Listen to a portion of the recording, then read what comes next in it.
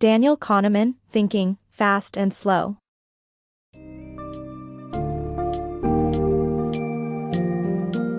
Dive into the fascinating world of decision-making as we explore the two influential systems in our minds in the summary of Thinking, Fast and Slow by Daniel Kahneman. Learn how our intuitive and automatic System 1 guides quick thinking while our slower, analytical System 2 works with more complex tasks. Discover how these systems can work in harmony, but also how they can lead us to make errors in judgment.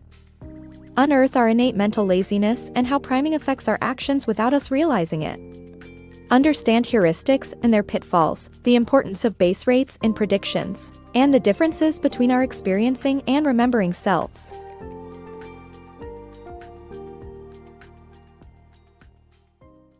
Battling the laws of least effort. Discover how our innate cognitive laziness affects our use of both System 1 and 2, and how it can limit our intelligence. If you immediately thought the answer to the bat and ball problem was 10 cents, you aren't alone.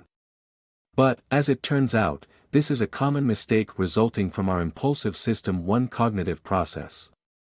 This intuitive way of thinking is essential, but it can also lead us astray by being too hasty and relying on intuition.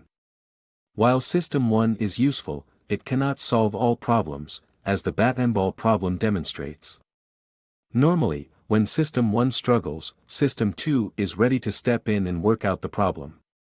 But, in this case, we become tricked by the simplicity of the task and fail to use System 2, which causes us to make an error. This issue arises because of our innate mental laziness and the law of least effort. We prefer to use as little energy as possible on each task and will avoid using System 2 if we think we can get by with System 1. It's a pity because research shows that practicing System 2 tasks like focus and self-control can boost intelligence scores. Therefore, by over-relying on System 1, we limit the effectiveness of our intelligence. We should train ourselves to utilize both systems, thus breaking the law of least effort and unlocking the full potential of our minds. The science of priming. The concept of priming demonstrates that our thoughts, actions, and judgments can be influenced by exposure to related words and concepts, and this process occurs unconsciously. This principle affects not only our minds but also our bodies. Participants primed with words associated with old age tended to walk more slowly. We are not always in conscious control of our choices and behaviors, as certain social and cultural conditions influence us constantly.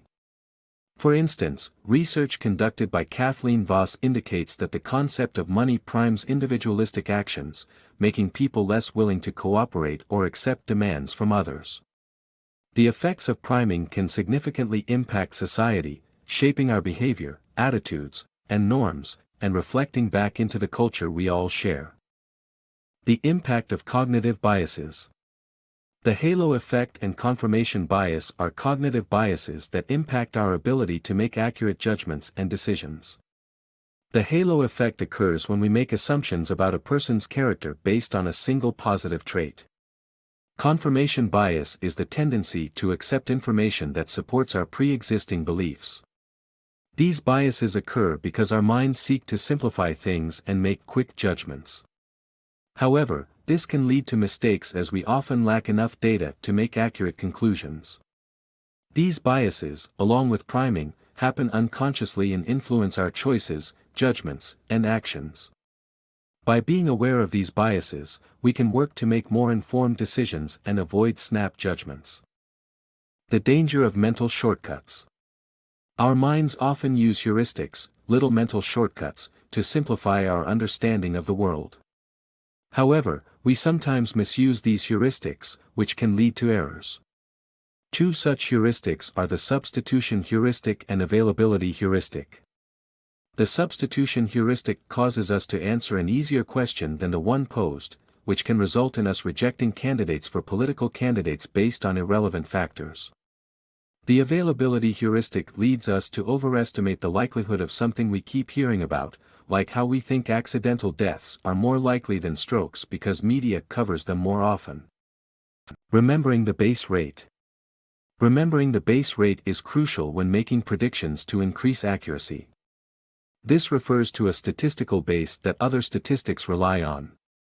For instance, if a taxi company has 20% yellow cabs and 80% red cabs, the base rate for yellow taxi cabs is 20%. Unfortunately, people commonly neglect the base rate when making predictions and focus on what they expect to see rather than what is most likely. This is known as base rate neglect. Additionally, people tend to forget that everything regresses to the mean, which is the acknowledgement that all situations have an average status, and variations from that average will eventually tilt back towards it. Therefore, when making predictions, always remember the base rate to improve accuracy and avoid base rate neglect. Our memory selves. Our minds contain two memory selves that remember past experiences differently. The first one is the experiencing self, which records how we feel during an experience, while the second one is the remembering self, which remembers how an event unfolded after it has ended. However, our remembering self dominates our memory because of duration neglect and the peak-end rule. These two phenomena cause us to forget the total duration of some events, ignore the most accurate account of our experiences, and overemphasize what occurs at the end. This book excerpt shows that our faulty memories can deceive us, and sometimes we remember things that did not happen as we experienced them. Mind power. Our minds operate at different energy levels depending on the task at hand. In a state of cognitive ease, we rely on System 1, our intuitive side. This enhances our creativity but increases the likelihood of mistakes. On the other hand, cognitive strain puts System 2 in charge, leading to heightened awareness and fewer errors. We can consciously influence our mind's energy levels by exposing ourselves to repetitive information for a message to be more persuasive or to confusing information to tackle statistical problems. The power of language in decision-making. Our decision-making process is influenced by how information is presented to us. This book's summary illustrates how slight variations in details or focus can significantly impact the way we address problems and make judgments. The author cites a study that examined how people respond to rare events when they are expressed in relative frequency compared to statistical probability. The study found that people were more likely to believe the rare event would occur if expressed in relative frequency. Another example provided in the summary demonstrates that we tend to focus on vivid mental images rather than plain statistics when making decisions. As a result, we may neglect the relevant statistical data and allow emotions to cloud our judgment. These findings emphasize the importance of clear and accurate communication in all areas of life, especially in situations where critical decisions need to be made. The myth of rational decision-making. The book challenges the assumption that individuals always make choices based purely on rational arguments, according to utility theory. It argues that our choices are more complex and involve emotional and subjective factors. Utility theory assumes that individuals are ultra-rational, valuing goods and services based on their rational needs. However, the book posits that individuals value things beyond mere utility, and our experiences and emotions influence our decisions. The example of two individuals with equal wealth but different starting points shows that utility theory does not always explain decision-making. The book highlights the flaws in the assumption that individuals always make rational decisions. The flaws of rational decision-making. This book excerpt explores the shortcomings of rational decision-making and introduces prospect theory as an alternative model. The author, Kahneman, presents scenarios to show that people do not always make decisions based on rational calculations. Loss aversion plays a critical role in this phenomenon, as people tend to fear losses more than they value gains. Two factors contribute to this loss aversion: reference points and the diminishing sensitivity principle. By using prospect theory, the author seeks to explain why people make decisions that are not always in their best interests. This article offers readers a better understanding of the limits of rational decision-making and how other factors can influence our choices. Mental images, a blessing or a curse. Our mental pictures can often lead us astray, but there are ways to overcome this overconfidence and make better predictions. Our minds naturally use cognitive coherence to understand situations.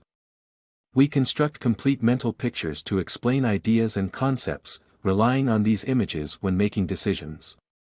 The problem is that we place too much confidence in these mental images, even when data and statistics disagree with them. This overconfidence can lead to faulty predictions and decisions, such as wearing shorts and a t-shirt on a cold summer day. To make more accurate forecasts, we should utilize reference class forecasting. By using specific historical examples, we can avoid making judgments based on our rather general mental images. Additionally, we can devise a long-term risk policy that plans specific measures in the case of both success and failure in forecasting. Through preparation and protection, we can rely on evidence instead of general mental pictures and make better decisions. Mental images are a double-edged sword. While they help us understand things, they can also lead us astray. By being aware of this overconfidence and utilizing reference class forecasting and long-term risk policies, we can make better predictions and decisions.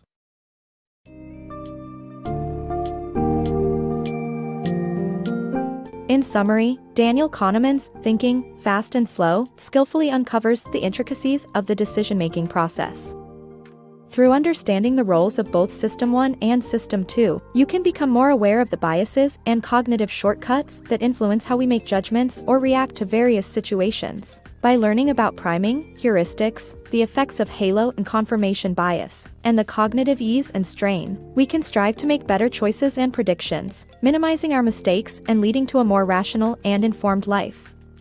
Remember to consider both base rates and statistical information when faced with uncertainty, and be conscious of how our minds shape our experiences and memories.